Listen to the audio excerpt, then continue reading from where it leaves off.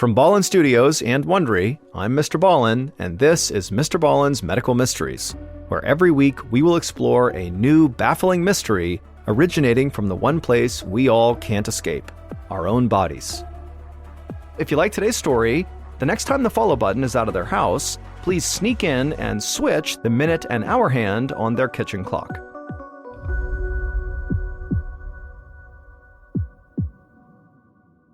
This episode is called River of Blood.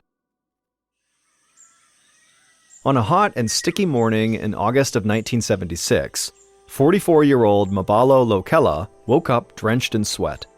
It was his first morning back in his remote village of Yambuku in the country of Zaire, and he didn't feel right. Mabalo was the school headmaster in a poor community that lacked basic necessities like phones, running water, and electricity. He could almost never afford the luxury of a real vacation, but he had spent the past 2 weeks traveling Zaire's rainforests. He'd visited friends and family and spent some time hunting rainforest game like monkeys, antelope, and red river hogs. He'd had a great time, even though toward the end of the trip, he developed a persistent headache that developed into a fever. On the last morning, he woke up feeling shaky and nauseous, which made the long van ride back home absolutely awful. Mabalo had hoped that a good night's sleep in his own bed would help him feel better, but now, as he lay there staring up at the ceiling, he was feeling even worse. His stomach was churning and he felt a bit dizzy too. He could tell this fever was not about to go away on its own. He needed medication. The only medical care that was available was a local clinic that was staffed by Belgian nuns and a few villagers. There were no doctors, and the clinic was really just set up to provide prenatal care for pregnant women. But usually, the nuns did have enough medication to tend to the village's basic medical needs. So Mabalo dragged himself out of bed, careful not to disturb his sleeping wife. He fished a clean shirt out of his travel bag, and then made the long walk from his home down the dirt road all the way to the clinic. 20 minutes later, Mabalo felt weary from walking in the morning sun, but he could see the distinctive red metal roofs of the complex that housed the clinic just ahead. He felt grateful that these nuns from so far away had come to live in their village, especially today. He really needed their help. Once Mabalo had crossed the clinic's courtyard and stepped through the door, he felt a bit better. It was still cool inside, since the sun had not been up long enough to warm the building up yet. He looked down the row of beds, all kept impeccably tidy, and then he looked along one wall, and he saw a nurse was putting a few pill bottles into a row of beat-up supply cabinets. Mabalo knew this nurse. He was a local man who was named Sakado, who worked for the nuns. Sakado waved, and then asked Mabalo what brought him to the clinic that morning. Mabalo pointed at his head and said he'd been sick with a headache and fever for days. Sakado nodded sympathetically and asked Mabalo to have a seat in one of the little folding chairs by the door. One of the nuns would be over to talk to him shortly. As soon as Mabalo sat down, he closed his eyes and leaned his aching head back against the cool cement wall.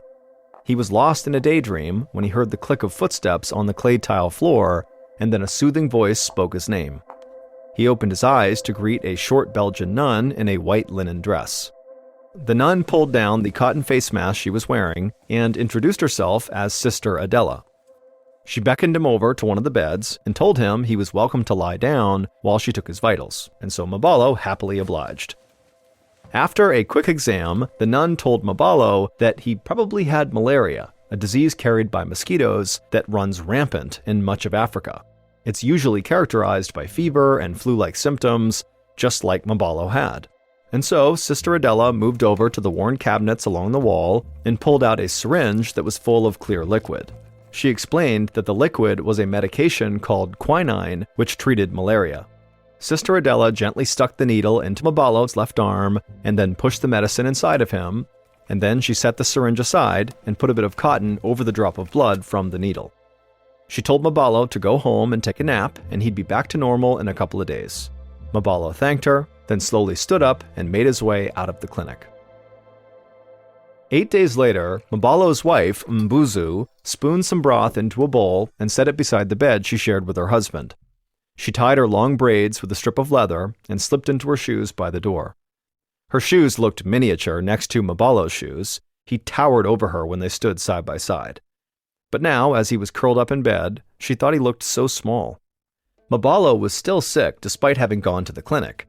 In fact, after visiting the clinic, he came back and developed diarrhea and was vomiting so much that Mbuzu thought that he must be dangerously dehydrated. Her husband was so weak he couldn't even get out of bed. Mbuzu knew she needed to get her husband more help, so she told MrBallen she'd be right back, and she started walking to the clinic herself. When Mbuzu stepped into the clinic, she saw Sister Adela tending to a patient. Mbuzu waved her down and told her that her husband's symptoms had only gotten worse. She begged Sister Adela to please come home with her and see MrBallen. Sister Adela seemed alarmed that MrBallen was still sick, and so she agreed to go. Sister Adela told her mother superior that she'd be back in an hour. When the two women reached MrBallen's bedside, Mbuzu gasped. Her husband wasn't moving, and there was blood oozing from his eyes and ears. Mbuzu screamed and rushed to her husband. MrBallen opened his mouth like he was going to speak. Mbuzu leaned closer to hear whatever he was going to say, but then jumped back as a small river of blood gushed out of his mouth, trailing down his chin and staining their bedsheets. Horrified, Mbuzu turned to Sister Adela, who stared in disbelief. Then Mbuzu heard MrBallen begin to throw up, and so she grabbed a bucket just as he vomited up bile and blood. Mbuzu kept telling her husband that he'd be okay, but Sister Adela quietly shook her head. Mbuzu could tell by the nun's shell-shocked expression that she clearly had no idea what to do. Sister Adela just said she'd give him another injection of quinine, even though the last shot had done no good at all. After giving him the quinine injection, Sister Adela stayed a bit longer, helping Mbuzu clean up the blood dripping from her husband's eyes and ears. Once he was all cleaned up, Sister Adela told the couple that she promised to check in the next morning. But as she left, Mbuzu began to worry that tomorrow might be too late. A few days later, on September 7th, 1976, Mbuzu held her husband's hand as he took sharp, labored breaths. Sister Adela's quinine injections had not done anything. MrBallen was still unbelievably sick, his eyes had not stopped bleeding, and his saliva was red with blood. Mbuzu could hear blood gurgle in her husband's throat as he struggled to get air. She squeezed his hand helplessly until she heard her husband stop breathing. Suddenly, Mbuzu felt a terrible emptiness. Her husband was dead. She wrapped their bedsheet around MrBallen, letting her tears fall onto his motionless body. A few hours later, Mbuzu stooped over MrBallen's body alongside the women of MrBallen's family and some of Mbuzu's closest friends. Their front yard was full of neighbors and loved ones who came to sit with Mbuzu as she grieved.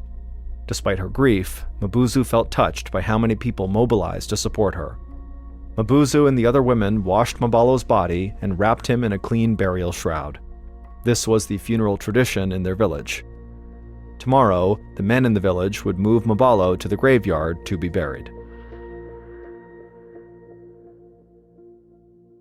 A few days later, on the morning after MrBallen's funeral, Mbuzu awoke feeling totally exhausted. She'd barely eaten since her husband died, and she was completely worn out from crying. The moment she sat up, her head began to throb. She rubbed her temples trying to ease the pain, and then, without warning, she felt vomit surge in her throat. She barely had time to run outside before she threw up. Mbuzu knew this had to be more than just exhaustion. She cleaned herself up and then headed for the clinic right away. MrBallen's nurse friend, Sukato, had just finished sweeping the floor when Mbuzu appeared at the doorstep that morning. She looked awful. Even though the morning was still fairly cool, Sukato could see that Mbuzu was sweating profusely. Sukato felt a shiver run up his spine as he remembered the day that MrBallen had stumbled through the clinic doorway. He'd looked just as sick as Mbuzu looked now. He told Mbuzu to sit down, and then he ran out back to grab the nuns. Sukato came back inside with Sister Adela, and together they led Mbuzu to a bed. Sukato gave Mbuzu an encouraging smile, even though he feared she'd caught the same disease as MrBallen, which obviously killed MrBallen. And when his eyes met Mbuzu's, he could tell she was fearing the same thing. A few days later, in mid-September, Sukato was at work, busy refilling syringes with quinine, the malaria medicine. Behind him, Mbuzu's mother, sister, and daughter were all lying in clinic beds alongside Mbuzu. All of them were suffering from the same high fever and persistent headache. Mbuzu's mother had started hallucinating, especially at night. Sometimes when she was sleepy and her fever was spiking, she'd say that her dead son-in-law was standing in the clinic. Other times, she would see shadows that were not there. Sakato felt certain that these women did not have malaria. For one thing, malaria is not contagious, so it made no sense that 4 women from the same family had gotten sick one after another. Then there was the way that Sister Adela had described MrBallen bleeding from his eyes, ears, and mouth before dying. Sakato had never seen malaria cause something like that. To Sakato, it seemed like this bleeding sickness was something new and that it was somehow spreading among families. Mbuzu and her relatives had not started bleeding yet, but if their illness progressed anything like MrBallen's had, it wouldn't be long until they did. The thought of an entire room full of patients all bleeding from their eyes horrified Sakato, and if their disease really was contagious, then he could be lying in bed among them by tomorrow bleeding out of his eyes. But then he looked across the room to a perfectly healthy pregnant woman who was resting in bed with an IV in her arm. She had come in for a routine checkup and prenatal vitamins. For this woman and everyone else in Yambuku, the little clinic was the only healthcare they had. It was literally the difference between life and death for countless villagers. Sakato knew that whatever the risk, he had to keep coming back to work. People were counting on him. Full of renewed purpose, Sakato finished filling the syringes of quinine and went to help his patients. A week later, just before sunrise, Sakato stood outside the clinic door with a growing sense of dread. More and more villagers were getting sick, all with the same horrible symptoms. 21 people had come to the clinic with this disease so far, and every single one of them had lingered in bed, unable to eat or drink, growing so weak that they could barely lift their heads, until finally, around the 10-day mark after getting sick, blood would start leaking from their ears and eyes. Some patients had red-stained teeth from all the blood pooling in their mouths. After that, it was only a matter of days before they died from blood loss. Almost all of the people who'd gotten sick had died. Mbuzu had lived, but she lost her entire family. At this point, only 4 patients remained alive in the clinic. And the outbreak was far from over. 2 days ago, one of the pregnant women who came for prenatal vitamins began bleeding. Sakato had tended to her himself, knowing that if the mother died, her baby would too. The stress was really weighing on him. Even from the clinic doorstep, he could already smell the sweat and sickness of the patients inside. But as scared as Sakato was about getting sick himself, he was not going to stop helping. He pulled his protective mask from his pocket and wrapped it around his face. Then he unlocked the front door and stepped inside. As quietly as possible, Sakato moved down the row of beds, and by the far wall, the pregnant woman was lying on her side beneath the blanket. Sakato held his breath as he approached her, hoping she was still alive. But as he rounded her bed and crouched down, he could tell that she was not breathing. Sakato wanted to get a wet rag to clean her up a bit, but he knew that duty belonged to her family. So he just pulled the bedsheet up over her head and said a little prayer for everyone who remained in Yambuku. One morning a few days later, so in late September, Sakato sat by Sister Adela's bedside. The brave nun who had treated so many patients with the bleeding sickness now had the disease herself. And sadly, she was far from alone. 17 nuns lived at the mission, and 11 of them had fallen ill with this sickness. Sakato and Sister Adela had cared for them together, in addition to the patients still lying in the clinic across the courtyard. One by one, each of the 11 nuns had died except for Adela, who was barely clinging to life. The Mother Superior had been forced to close the clinic altogether, leaving this ravaged village with no one left to care for the sick and dying. Sakato's sick neighbors had started leaving Yambuku, searching for help in nearby villages. Nobody had returned alive. But it was no better in Yambuku. Sakato did the math and realized that so far, 90% of the people treated at their clinic for this bleeding sickness had died. Sakato pressed an aspirin into Sister Adela's shaky hand and then handed her a cup of water. The clinic had treated so many patients over the last month that they were down to their last aspirin, and this was it. Sister Adela thanked him with a hoarse voice, and he told her to please get some rest. Sakato left her room and walked down the long cement hallway that ran through the nuns' living quarters. For years, this had always been a very busy and bustling corridor, but now it was a ghost town. Sakato walked past empty room after empty room where the nuns used to live before the bleeding sickness had killed them. As Sakato neared the kitchen, he heard the crackle of static filtering in from the supply closet where the nuns kept their two-way radio. He peeked inside and found the Mother Superior turning dials as she tried to reach the outside world. She looked up at Sakato, and he was taken aback by the weariness in her face. She told him that all morning she'd been calling for help. She'd sent out radio signal after radio signal, hoping someone might hear and get word to the Red Cross or the Zairean government that they desperately needed help, but so far nobody had responded. Sakato felt a wave of dread wash over him as he listened to the Mother Superior's grim news. Over the past 6 weeks, they'd received no news from the outside world and no additional medical supplies.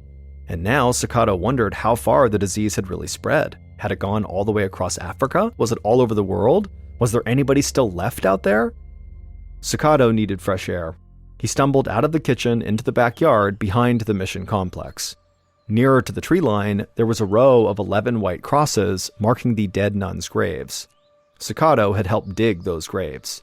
He imagined Sister Adela lying there on the edge of the jungle beneath her white cross, and now he wondered who would dig his grave when he eventually caught this sickness and died too. And then, almost like clockwork, a wave of nausea overtook him. Sakato hunched over and vomited on the ground, and when he looked down, his vomit was full of bile and blood. He had finally caught the bleeding sickness.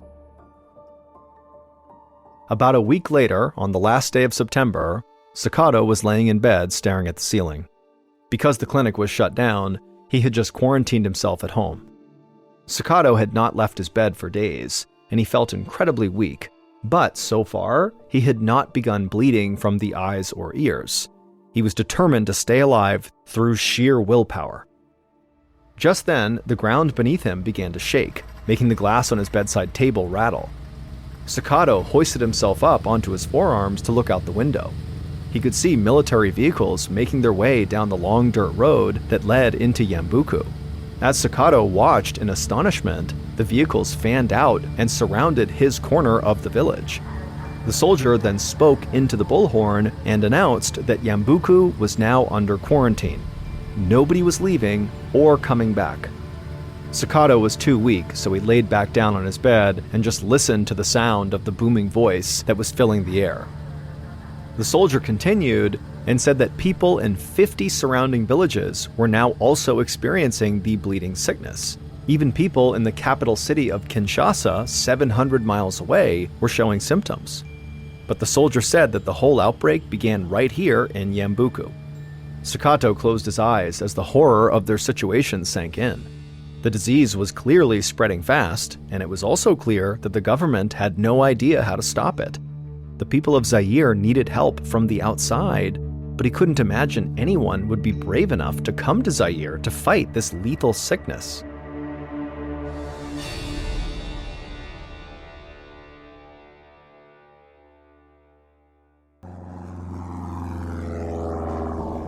A week later, a 27-year-old Belgian scientist named Peter Pio felt a rush of anticipation as he stepped off a plane onto an airstrip located 75 miles from Yambuku. It was a little more than a month after the first victim of the bleeding disease, Mabalo Lokela, had died. Peter was part of an international team of scientists and doctors sent to try to stop the disease before it spread beyond Zaire. Peter looked around the airstrip, taking in the lush green rainforest that hummed with plant and animal life. To him, it was the most beautiful landscape he'd ever seen. It was totally unlike anything in his native Belgium.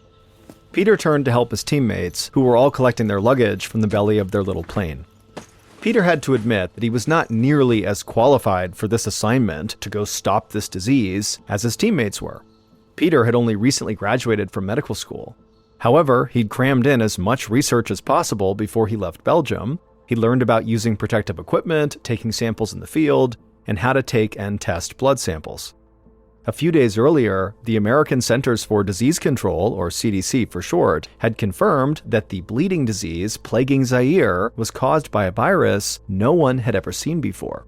Nobody knew where this virus came from or how to treat it, but they did know where they needed to start the investigation.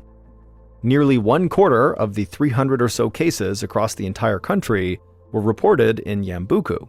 So Peter and his more experienced teammates knew that their journey would start right there. Peter was last to collect his bags from inside the plane. He told the pilot they were good to go, and the pilot shouted adieu as the plane took off. It occurred to Peter right away that in this part of Africa, people didn't really say adieu, they would say au revoir to say goodbye, which was French for see you again. But the pilot had just said adieu, which simply meant goodbye, as though he did not expect to see Peter or his colleagues ever again. Peter swallowed hard. There was no going back now. So he hoisted his bag up onto his shoulder and then followed the rest of his team off the airstrip toward a line of waiting Land Rovers. 4 hours later, from the backseat of a Land Rover, Peter saw a group of small wooden houses with thatched roofs in the distance. He knew that it had to be Yambuku. As they reached the center of the village, the Land Rover stopped. It took a moment for Peter to see why the drivers had pulled over. The road into the clinic compound was blocked. Hospital gauze was draped across the entrance to warn people to stay away. On a tree nearby, a sign had been nailed up.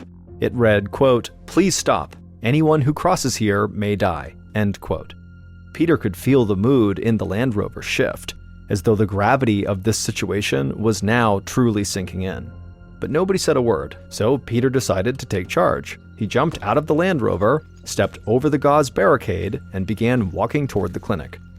As he approached, 3 nuns came rushing out, yelling at him to stop. But Peter kind of held up a hand, and he told the first nun that came up to him that they were doctors, and they were here to help figure out what was causing the bleeding sickness. Peter was touched by the look of utter relief on the nun's face. She said her name was Sister Marcella. She told Peter that for the past 2 weeks, the clinic had just been closed, and the remaining living nuns were simply praying for an end to this horror. She said that she and the others would do whatever she could to assist them, and motioned for Peter and the others to follow her inside the clinic. Peter carried his bag through the empty clinic and out into the courtyard. As the rest of the team got busy setting up a work camp, Peter asked Sister Marcella if they had any records of the patients who'd gotten sick from this disease and died. She nodded and promised to give him all her notes on the 70 victims from Yambuku, 63 of whom were now dead. Peter could hardly contain his shock. He'd known the disease was bad, but hearing the death toll out loud was staggering. 2 hours later, as the nuns cooked dinner, Peter and his team huddled around a table in the courtyard. Peter listened as the lead doctor explained their mission. The next morning, they would head out into the countryside looking for victims. They needed to talk to sick people and their families about when and where they got the disease, and then collect their blood for analysis.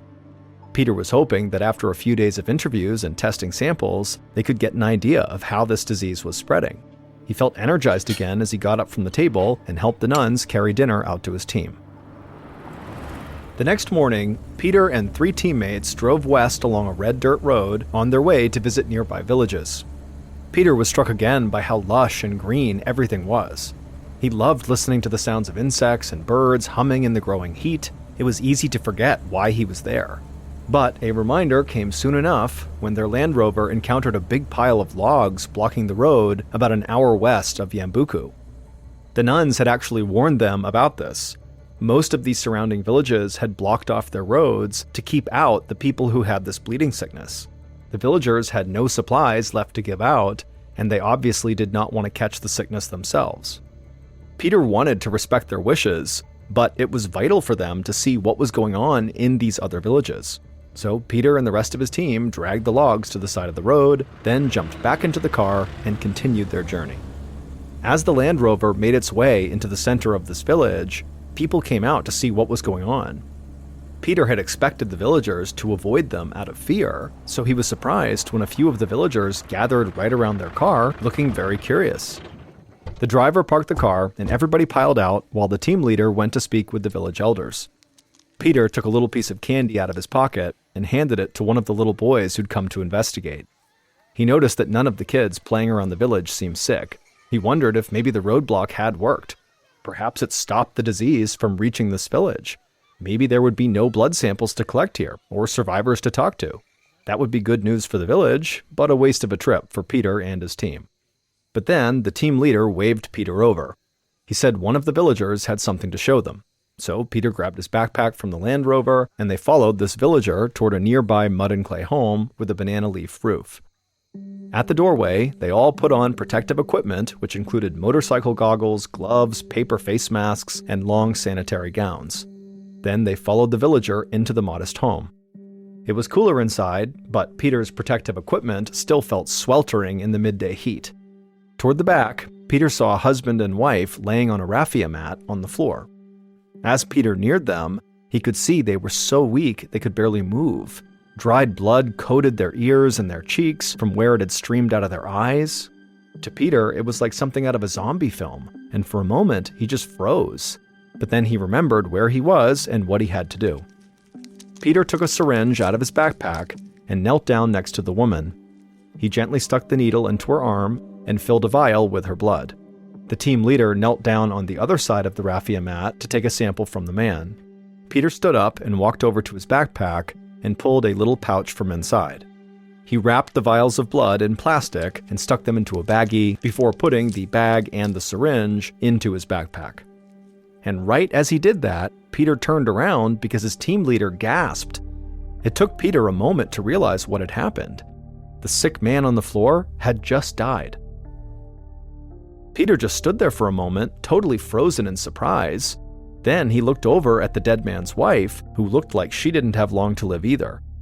To Peter, it felt callous to leave her, and yet there was nothing they could do. They had no idea how to treat this new disease. In fact, the only way they could help was just to keep on moving. The villager who had led them into this hut ushered Peter and his team leader out of the home. As he walked them back to their car, the villager explained that soon that entire home would be full of women washing the man's body and preparing it for burial. It would be disrespectful for Peter and his teammate to be there anyway. So Peter, feeling relieved, thanked the man as he hopped into the Land Rover, and then they drove off to the next village. On the evening of the third day, Peter and his crew sat around their table in the clinic courtyard and compared notes. One thing they'd been noticing was that in many villages, more women seemed to get sick than men. And in Yambuku, a lot of pregnant women seemed to contract the sickness. But that wasn't enough information to actually draw any conclusions just yet. Strangely, the researchers had found that the village with the fewest bleeding sickness cases actually had no medical care at all. The village had only a traditional healer who handed out herbs and did healing rituals, but had almost no knowledge of modern medicine. And yet, his village was the only one they visited where nobody had died. The next day, Peter and his team leader went to that village where nobody had died yet to investigate further. When they arrived, the villagers brought them to their healer. As the team leader interviewed the healer, it occurred to Peter that the healer's home smelled strongly of bleach. He only noticed it because since landing in Zaire, he'd mostly smelled firewood, generator oil, and the jungle. So this chemical smell really stood out. Peter asked the healer why he was using so much bleach, and the healer just raised an eyebrow as though Peter had just asked him a totally ridiculous question. The healer pointed at a bunch of gadgets lying on top of a small table. Most were made of metal, and they looked like medical equipment, while others appeared to be homemade. The healer told Peter that those were his instruments, and he would use bleach and chlorine to sanitize them between clients. Once he said it, Peter almost felt dumb because the answer was so obvious. In the West, doctors used disinfectants to sterilize medical instruments, but in a place like this that was more remote, bleach was a decent substitute. Peter made a note of this in his journal. That evening, when they arrived back at the clinic in Yambuku, Peter followed Sister Marcella through the clinic, watching as she tidied up the space. He knew that she had seen this disease much more than they had, and so maybe she knew something that he and his team had not thought to ask about. Peter told her about the village with the local healer where nobody had died from the bleeding sickness. Sister Marcella said she actually was not surprised at all. She said the number of cases in Yambuku did not really start to rise quickly until the first patient, the school headmaster, had died. Peter stopped walking. The comment kind of struck him as odd. He asked Sister Marcella to explain what she meant. She turned and told Peter that, so far, the cases they'd seen had come in bursts. Every time there was a funeral, like clockwork, the next several cases of the bleeding sickness they would see would be people who had attended that funeral. It was like one big chain reaction. Peter thanked Marcella for the tour, and as he headed outside, his mind was racing. He and his teammates knew that this disease spread most easily to people closest to the sick, but they had not given much thought to the funerals themselves. Could it be that funerals were a breeding ground for this sickness? Marcella had said that it was usually close friends and family of the dead who got sick next, not all the other kind of random mourners who came to the funerals. So it wasn't just that funerals brought large groups of people close together. There had to be something about Zairean funerals that encouraged the spread amongst close family. Peter went to share this information with his team, determined to figure out what the cause might be. A few hours later, Peter sat around the courtyard table with his team, studying all the information they had collected from villages throughout the region. In every village they'd visited, the bleeding sickness had appeared in bursts, mostly affecting close friends and family of the deceased. And they noticed far more women were contracting the disease than men. Then there was another piece of information. In Yambuku, many pregnant women who visited the clinic later got sick. These pregnant women were just about the only ones to get the disease who had not recently been at a funeral for a close family member. Now, Peter and his team knew two things for certain. Something about these funerals was making people sick, and there was something unique about Yambuku that was giving the disease to pregnant women. Peter and his teammates talked into the night, but they just couldn't figure out what the connection was. It was like the explanation was staring them right in the face, but they just could not connect the dots. Peter rubbed his eyes, fighting off sleep. He did not want to give up and go to bed yet. So he stood and offered to make some coffee, and everyone agreed. Nobody was ready to call it a night. A few minutes later, Peter rummaged through the small kitchen in the nuns' living quarters, looking for the coffee. Then he heard footsteps behind him and turned to see the clinic's nurse, Sakato, carrying a tray of food. Peter had met Sakato several times and really liked him. Peter also knew that Sakato was one of the very lucky 10% of people to survive the bleeding sickness. So, to Peter, Sakato was like a walking miracle. Sakato also seemed to know just about everything, and he was always so eager to help. Peter asked Sakato if he wouldn't mind helping him find the coffee. Sakato smiled knowingly and then reached into one of the tall cabinets and pulled out a glass jar. That's when Peter had a thought. He asked Sakato to walk him through the procedure for when pregnant women came to the clinic for prenatal care. Sakato could do it in his sleep. He'd seen the nurses do it 1,000 times. He motioned for Peter to follow him into the clinic. There, Peter watched as Sakato walked to the counter in the back of the clinic and opened up one of the drawers. He withdrew 5 syringes and then told Peter that these were the 5 needles that they used to treat their patients: vitamin shots for expecting mothers and quinine shots for malaria patients. Sakato said they cleaned these needles every evening to keep them in good working order. As Sakato put the needles back in their drawer, Peter realized what Sakato had just said, that they were only cleaning the needles once a day. He blinked, trying not to seem too alarmed. He clarified with Sakato that the clinic used the same needles between pregnant women and bleeding sickness patients, and Sakato said yes, especially in the beginning when the nuns thought everybody just had malaria. Peter was dumbfounded. That meant healthy pregnant women who had come to the clinic to get a vitamin shot were likely being injected with tiny droplets of blood from people who had the bleeding sickness. No wonder so many pregnant women and their babies were dying in Yambuku. They were being directly injected with the disease by their nurses. The thought of it made Peter sick. Peter remembered the healer whose home smelled like bleach. He had been actually sterilizing his instruments between patients, and so that was why the bleeding sickness had not spread in his village. Now the wheels in Peter's brain were really turning. He thought back to the man who died right as they took his blood sample during the first week in Zaire. The villager who'd taken them there had said the women in the dead man's family had to wash his body for burial right away. And right then, Peter's eyes went wide as he had this sudden realization. He thanked Sakado and hurried right back out to the courtyard where his teammates were working, because he had a vital piece of information he needed to share with them. Peter and his team soon realized that the bleeding sickness was spread through contact with bodily fluids. In Zaire, part of the funeral custom was for the women in the family to wash the body of the deceased immediately after death. The virus was still very much alive on the dead body and spread when loved ones came into contact with bodily fluids such as blood. Meanwhile, the pregnant women in Yambuku were getting this disease from contaminated blood on the syringes used for their vitamin shots. As Peter and his team researched the disease further, they soon discovered that this lethal virus was originally confined to animals like chimpanzees and fruit bats. Mabalo Lokela, the school headmaster in Yambuku, and Patient Zero likely ate infected game on his hunting trip and became the first human victim. His wife Mbuzu and her family then caught the virus while preparing his body for burial. By the time Peter and his team learned how the bleeding sickness spread, nearly 300 people across Zaire and neighboring southern Sudan had died. But the spread was stopped thanks to the villagers' self-imposed quarantine and medical information being shared widely about the danger of sharing needles and touching bodily fluids. Peter and his teammates were tapped with naming this disease, and they decided to call it the Ebola virus after a river in the area. They thought about naming it Yambuku, but they didn't want to stigmatize the village.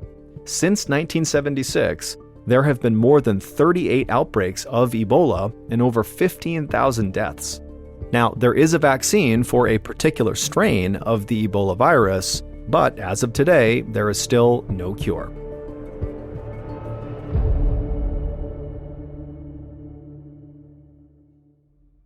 Hey Prime members, you can listen to new episodes of Mr. Ballen's Medical Mysteries early and ad-free on Amazon Music. Download the app today. And also, Wondery Plus subscribers can listen to Mr. Ballen's Medical Mysteries ad-free. Join Wondery Plus today. Before you go, tell us about yourself by completing a short survey at listenersurvey.com.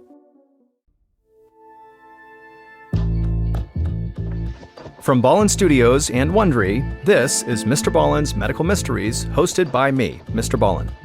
A quick note about our stories: we use aliases sometimes because we don't know the names of the real people in the story, and also, in most cases, we can't know exactly what was said, but everything is based on a lot of research. And a reminder, the content in this episode is not intended to be a substitute for professional medical advice, diagnosis, or treatment. This episode was written by Aaron Lan and Lauren DeLille. Our editor is Heather Dundas. Sound design is by Andre Plus. Our coordinating producer is Taylor Sniffen, and our managing producer is Sophia Martins. Our senior producer is Alex Benedon. Our associate producers and researchers are Sarah Vitak and Teja Palakonda. Fact-checking was done by Sheila Patterson. For Ballen Studios, our head of production is Zach Levitt. Script editing is by Scott Allen and Evan Allen. Our coordinating producer is Matub Zaire. Executive producers are myself, Mr. Ballen, and Nick Witters. For Wondery, our head of sound is Marcelino Villapando. Senior producers are Loredana Palavoda and Dave Schilling. Senior managing producer is Ryan Lohr. Our executive producers are Aaron O'Flaherty and Marshall Louie for Wondery.